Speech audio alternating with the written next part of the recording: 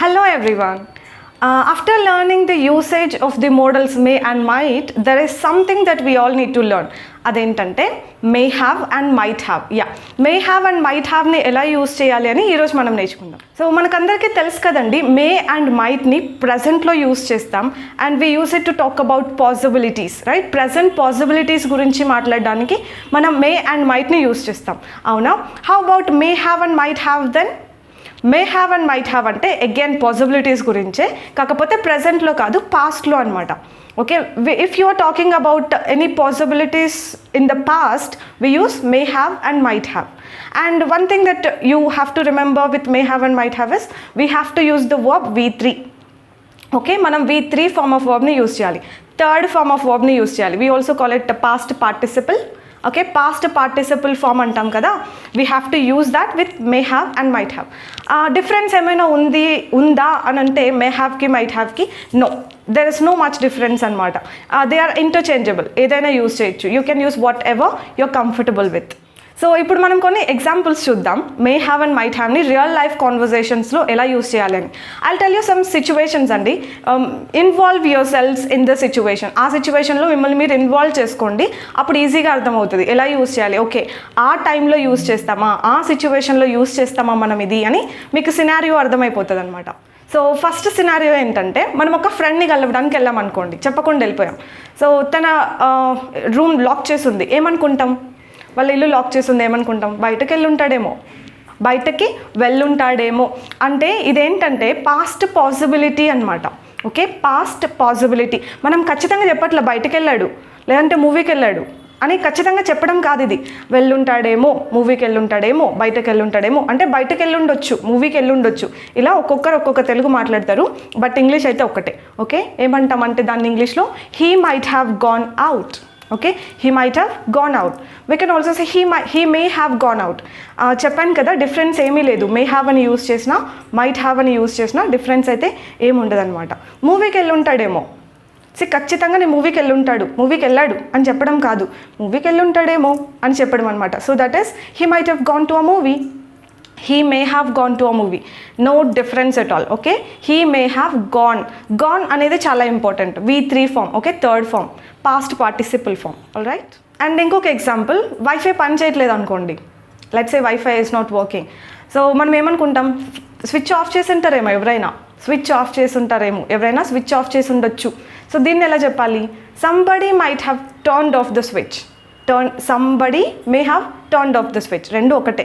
Somebody might have turned of the switch అంటే switch off చేసి ఉంటారేమో ఎవరైనా, అంటే నేను ఖచ్చితంగా స్విచ్ ఆఫ్ చేశారు అందుకే వైఫై పని చేయట్లా అని చెప్పినట్టు కాకుండా స్విచ్ ఆఫ్ చేసి ఉంటారేమో, ఆఫ్ చేసి ఉండొచ్చు అని చెప్పినట్టు అనమాట. ఎలా చెప్పాలి? Somebody might have turned of the switch. Might have అనకుండా మైట్ హ్యావ్ అని అంటాం అనమాట. Pronunciation should be like this, might have. And ఒక పర్సన్కి యావరేజ్ మార్క్స్ వస్తాయి, జస్ట్ యావరేజ్గా చదువుతాడు అనుకోండి. తను సడన్గా ఒకసారి టెస్ట్లో చాలా మంచి మార్క్స్ తెచ్చుకున్నాడు. సో ఏమనుకుంటాం అప్పుడు? ఏమని గెస్ చేస్తాం? చాలా రకాలుగా గెస్సులు చేయొచ్చు, బట్ ఎలా? ఒక రెండు ఎగ్జాంపుల్స్ చెప్పనా? He might have worked hard, బాగా హార్డ్ వర్క్ చేసి ఉంటాడు. He might have studied hard, బాగా కష్టపడి చదువుంటాడు. He might have learned well, బాగా నేర్చుకొని ఉంటాడు. Somebody might have helped him, ఎవరైనా హెల్ప్ చేసి ఉంటారు. సో ఇలా ఖచ్చితంగా హెల్ప్ చేశారు అని చెప్పినట్టు కాకుండా ఎవరైనా హెల్ప్ చేసుంటారేమో అని చెప్పడం అనమాట. చెప్పినట్టుగా somebody might have helped him, లేకపోతే తనే బాగా కష్టపడి చదువుకొని ఉంటాడు, నేర్చుకొని ఉండొచ్చు అందుకే వచ్చాయేమో. ఇలాంటివన్నీ he might have learned well, he might have studied well ఇలా చెప్పొచ్చు. నా ఫోన్ మిస్ అయింది అనుకోండి, I'm searching here on their but I'm not able to find my phone. నేను ఏమనుకుంటానంటే ఇంట్లో మర్చిపోయి ఉండొచ్చు నేను. సో దీన్ని ఎలా చెప్పాలి? I might have forgotten my phone at home. ఏమో అంటే నేను ఖచ్చితంగా ఇంట్లో మర్చిపోయాను అని చెప్పినట్టు కాకుండా మర్చిపోయి ఉండొచ్చు ఇంట్లో, అంటే ఇప్పుడు ఇక్కడ లేదంటే ఇంకా ఇంట్లోనే మర్చిపోయి ఉంటాను అలాగనమాట. I might have forgotten my phone at home అని చెప్పొచ్చు. Let's say something is broken here, ఇక్కడ ఏదో పగిలిపోయింది. ఎవరు చేస్తుంటారు అంటే అతనే చేసుంటాడు, అతనే లోపలికి వచ్చాడు ఇప్పుడు, సో అతనే చేసుంటాడు అనాలంటే he might have done it. అతనే చేశాడు అంటే హీ డిడ్ ఇట్ అంటాం కదా, అది కాదనమాట. అతనే చేస్తుంటాడు అని చెప్పాలంటే he might have done it. It's a kind of possibility, ఏమో అతనే చేసుండొచ్చు అని చెప్పినట్టు. He might have done it. వాళ్ళు వచ్చే ఉంటారు ఈ పాటికి అనాలంటే ఎలా అంటారు, వాళ్ళు వచ్చే ఉంటారు అంటే నేను ఖచ్చితంగా వాళ్ళు వచ్చారు అని కాకుండా వచ్చి ఉంటారు. They might have come by now అనొచ్చు. ఈ పాటికి వాళ్ళు వచ్చే ఉంటారు అని. And how do you ask questions ఎలా అడుగుతాం? హెల్పింగ్ వర్బ్ ఫస్ట్ పెట్టి అడుగుతారా, లేదంటే మోడల్ ఫస్ట్ పెట్టి అడుగుతారా? ఇలా కాదు, దీనికి క్వశ్చన్స్ కొంచెం డిఫరెంట్గా ఉంటుంది. ఎట్లా అంటే డూ యూ థింక్ అని. ఒక ఫస్ట్ ఎగ్జాంపుల్ ఉంది కదా, అది తీసుకోండి. అతను మూవీకి వెళ్ళి ఉంటాడంటావా అని అడుగుతాం అనమాట క్వశ్చన్. సో ఈ క్వశ్చన్ ఎట్లా అడుగుతామంటే do you think he might have gone out, do you think he might have gone to మూవీకి వెళ్ళి ఉంటాడంటావా, ఇలాగనమాట. క్వశ్చన్ ఎలా వస్తుంది, డూ యూ థింక్ అని వస్తుంది. ఓకే, అతనే చేసి ఉంటాడంటావా, do you think he might have done it, ఇలాగా. ఇంట్లోనే మర్చిపోయి ఉంటానంటావా అంటే నాకు తెలీదు మర్చిపోయానా లేదా అని నేను మిమ్మల్ని అడిగినట్టు అనమాట. సో ఇలాంటి క్వశ్చన్ ఎలా అడగాలి, do you think I might have forgotten at home, do you think I might have forgotten at home అని అడగాలి. వాళ్ళు ఇంటికి వచ్చిన తర్వాత ఏం తినలేదు అనుకోండి, ఏమనుకుంటాం మనం, బయట ఏదో ఒకటి తినుంటారు అనుకుంటాం కదా. They might have eaten something outside, ఇలాగంటాం అనమాట. Do you think they might have eaten something, వాళ్ళు ఏదైనా తినుంటారంటావా బయట, అందుకే నా తినలేదు, is that why they did not eat anything. అతను అబద్ధం చెప్పుంటాడు, how do you say that, అతను అబద్ధం చెప్పే ఉంటాడు.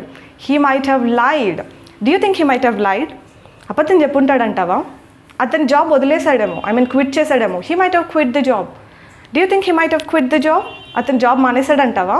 సో ఇలా క్వశ్చన్ డూ యూ థింక్ అని వస్తుంది అనమాట.